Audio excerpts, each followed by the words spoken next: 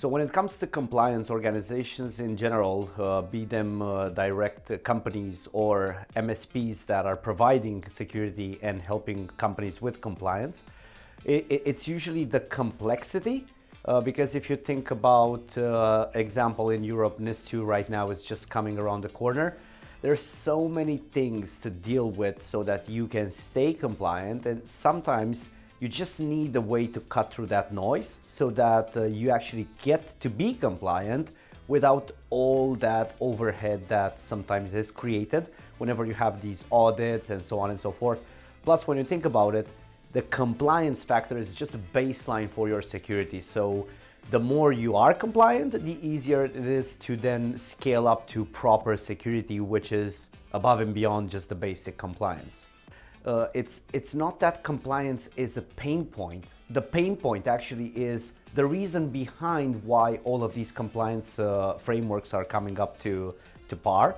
Because the fact is that if let's say we don't force a baseline of security somehow, which is the compliance framework that we're talking about over here, we are, or we could be, literally the chew toys of these attackers. They're so advanced right now, and there's no business that just starts with the purpose in mind.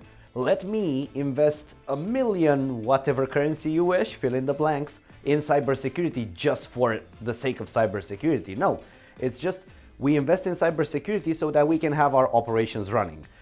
If we see, and this is what happened with the European Union and everything that happened with NIS and NIS2, if we see that organizations are not being able to defend themselves properly, what is the policymaker doing? They're putting a baseline so that we can all start from an equal footing. And then also the thing with NIS2 versus NIS1 is that sometimes even if the baseline is there, companies, organizations, you name it, entities need to actually adhere to it and not just think about it, right? So that's why when you think about what's different in NIS2 versus NIS1, this is again just an example, it's the fact that now CISOs are personally liable, that fines are actually real, and I really don't want anybody to experience this thing with getting a NIS2 fine, because it's earth-shaking. Well, beyond financial penalties, which should be a good motivator to be compliant, the cost for not being compliant is that you are a sitting duck, or as I said earlier, a chew toy for the attackers.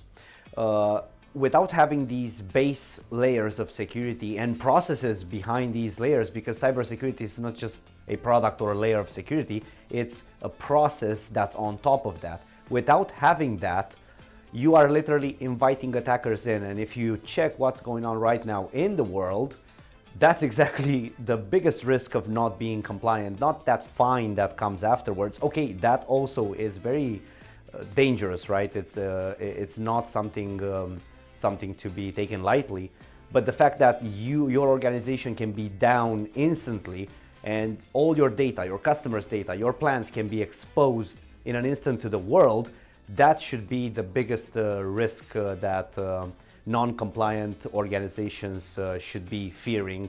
Not necessarily the fine, but even that, when you look at it, the fine is pretty serious. Be consistent in this compliance. Don't just be compliant for your audit. I wouldn't say mistake, but I would say the biggest event that is not so pleasant and happens all over the place is that they are compliant and they go about being compliant for the audit.